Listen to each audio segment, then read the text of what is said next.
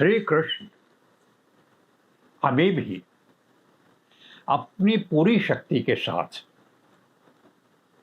अर्जुन को व्यामोह से बाहर निकालना चाह रहे हैं।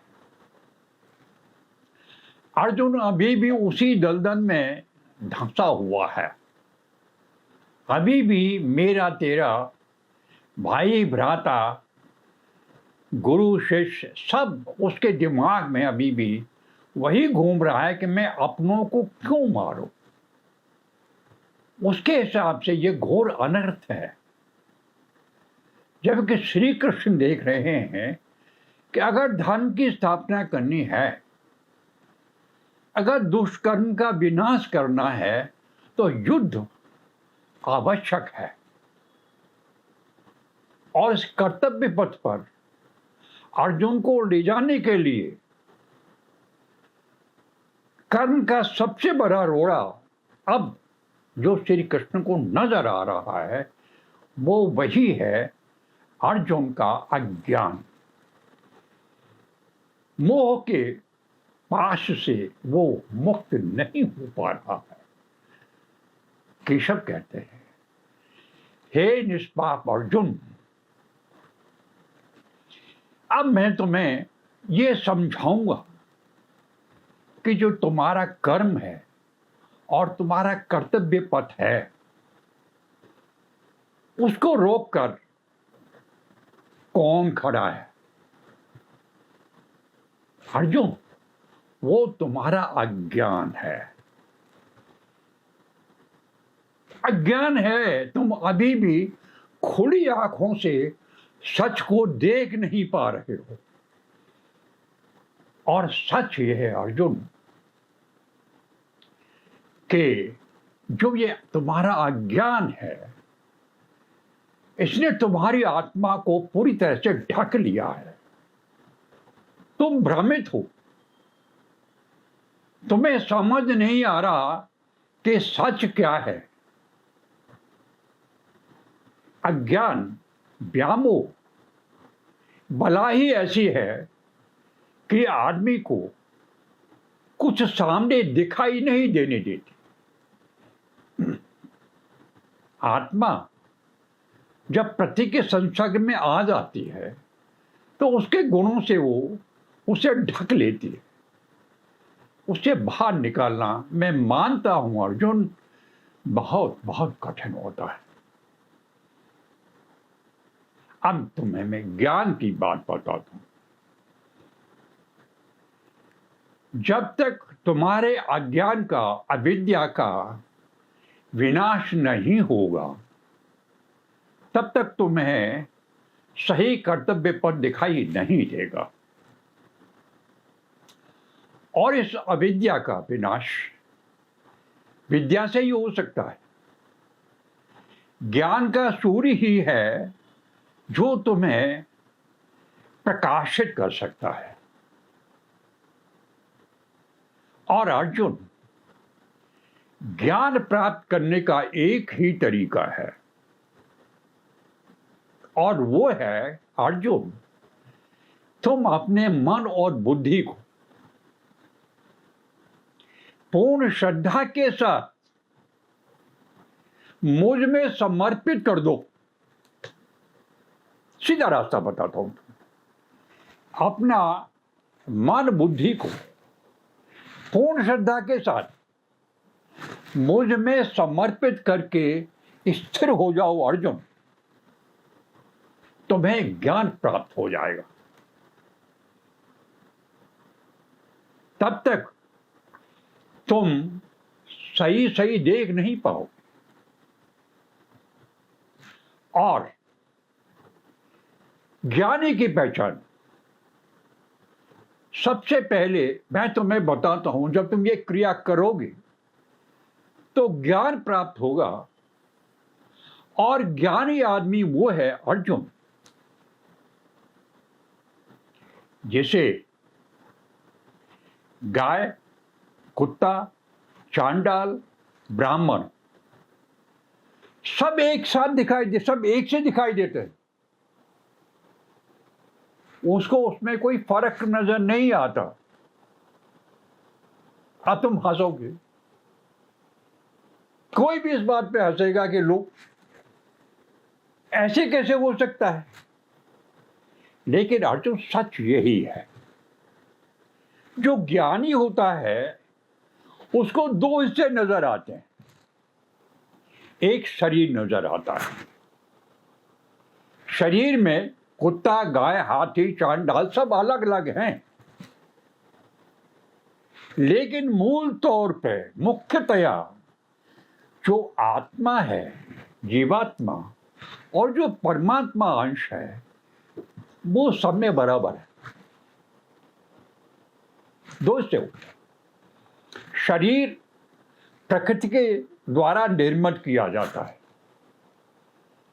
शरीर में सारे प्राकृतिक गुण होते हैं, शरीर में सारा सब कुछ जोड़ तोड़ होता है जो प्रकृति बना के देती है, माया मोह सब होता है। लेकिन जो आत्मा अंश है, परमात्मा अंश है, वो भिन्न है, तो बिल्कुल अलग।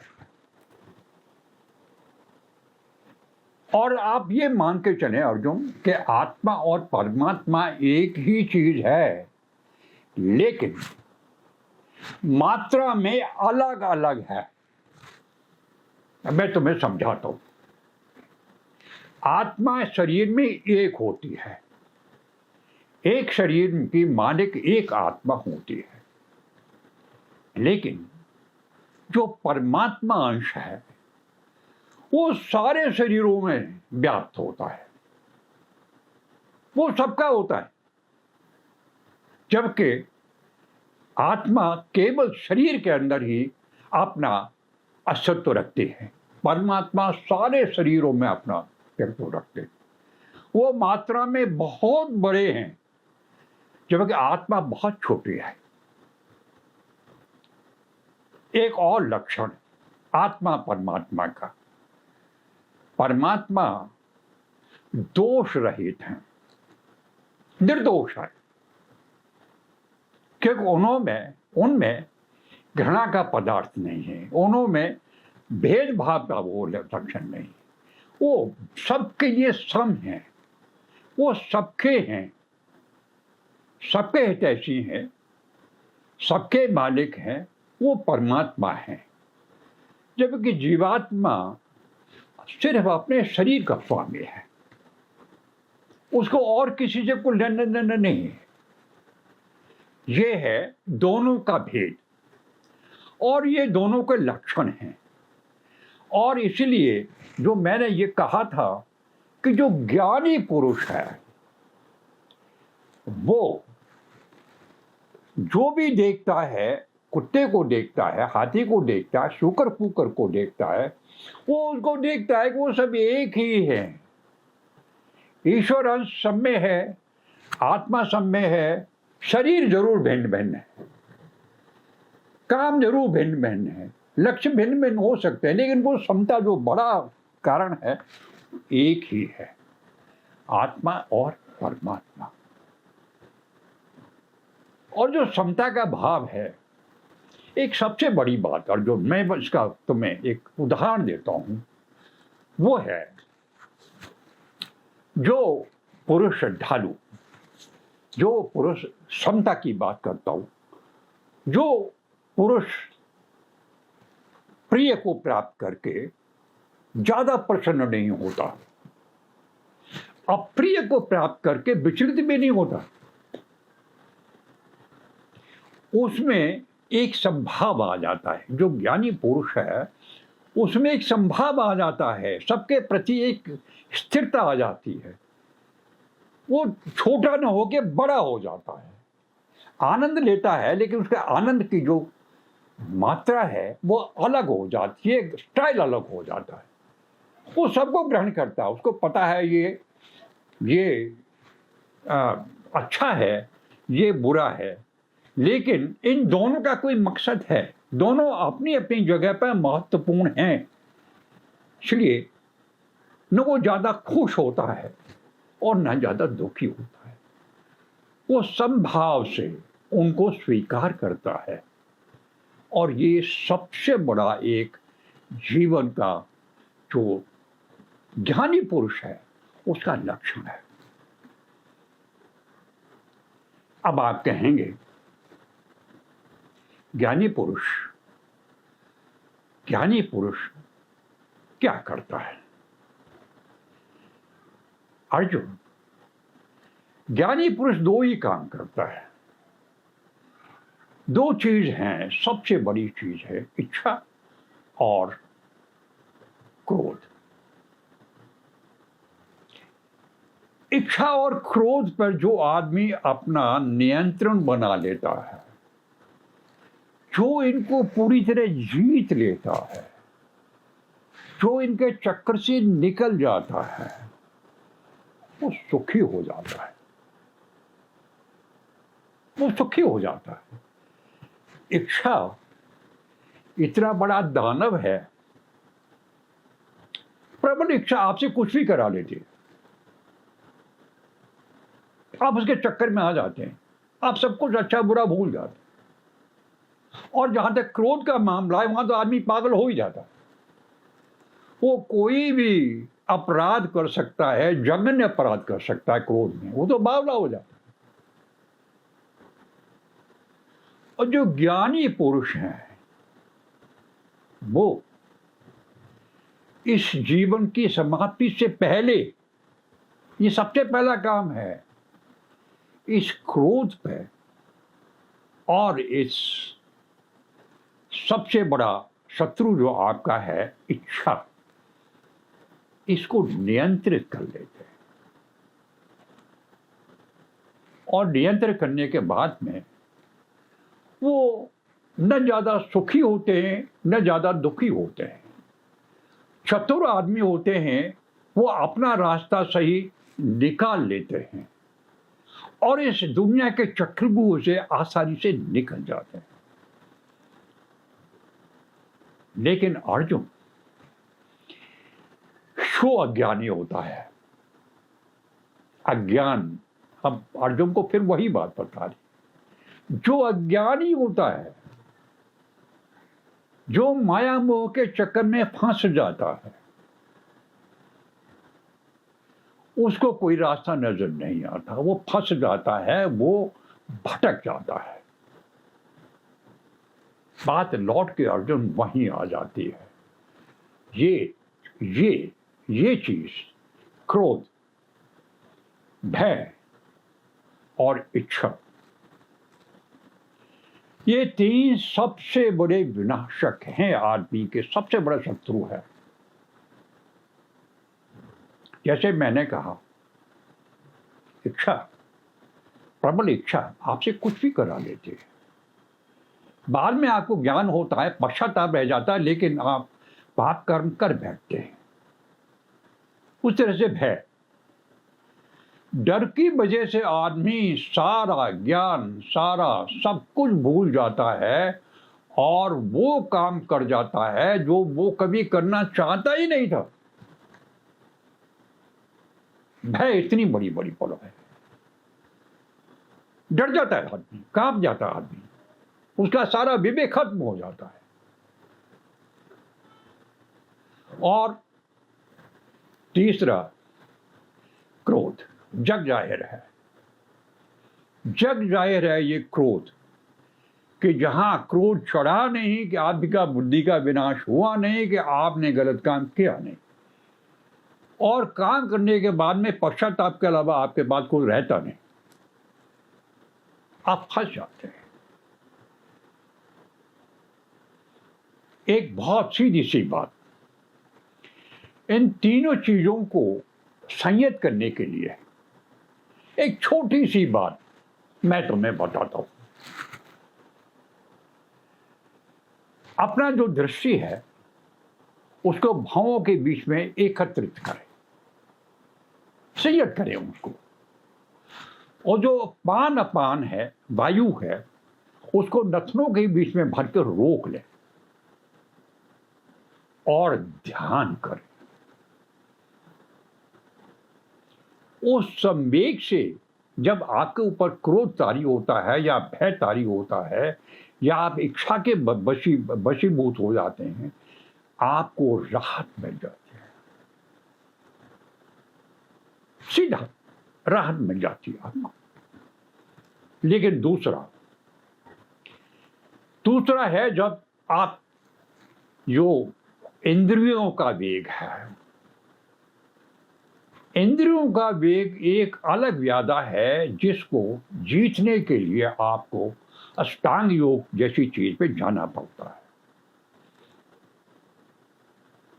और जो अष्टांग के द्वारा इंद्रिय वेग को जीत लेता है अर्जुन, उसको गोस्वामी कहते हैं। वो आदमी जिंदगी में सुखी हो जाता है। वो अपनी हर चीज को, स्पर्श को, देखने को, जुबान पे काबू कर लेगा। वो हर चीज को, इंद्रियों का जो दोष है सारे के सारे, उसको अष्टांग योग से जीत लेता है। और उसके बाद वो कहीं बार नहीं खाता। उसको गोस्वामी कहते हैं। वो आदमी गोस्वामी होता है। और जो इन चीजों को जीत लेता है, क्रोध को, भय को और इच्छा को, और जो अपने आप में विचरता है, बाहर से अपने व्यामोह से कट जाता है, अपने ही अंतःकरण में जो विचरता है, वो स्वयं सिद्ध होता है। वो स्वयं सिद्ध होता है। वो उसको कुछ लेना देना नहीं होता। वो सब चीज से पहले ही मुक्त हो जाता है अर्जुन। अब मैं तुम्हें अंतिम बात बताता हूं अर्जुन। द क्रक्स, द सबसे बड़ा काम है, जो सबसे बड़ी इसका उपाय है, जहां तुम फंसे हुए हो, जिस दलदल से तुम्हें बाहर निकलना है, उसके लिए तुम्हें मैं सीधा एक उपाय बता देता हूं। अर्जुन, मैं ही सब कुछ हूं अर्जुन।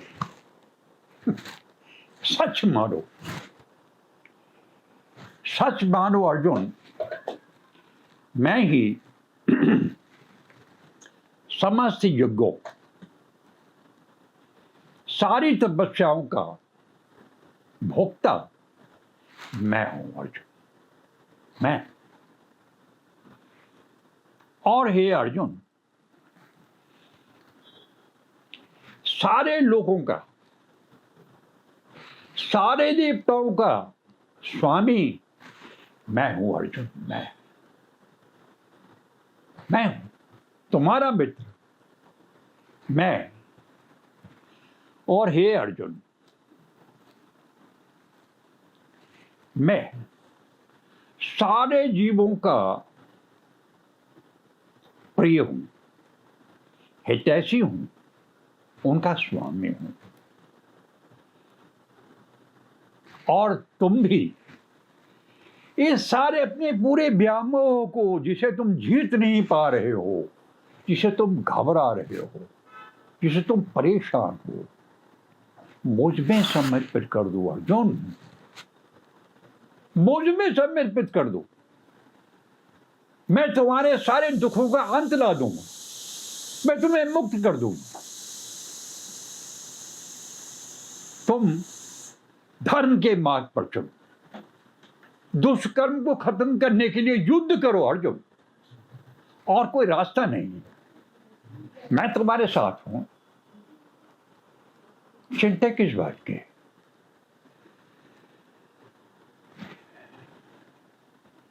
अर्जुन का चेहरा अभी भी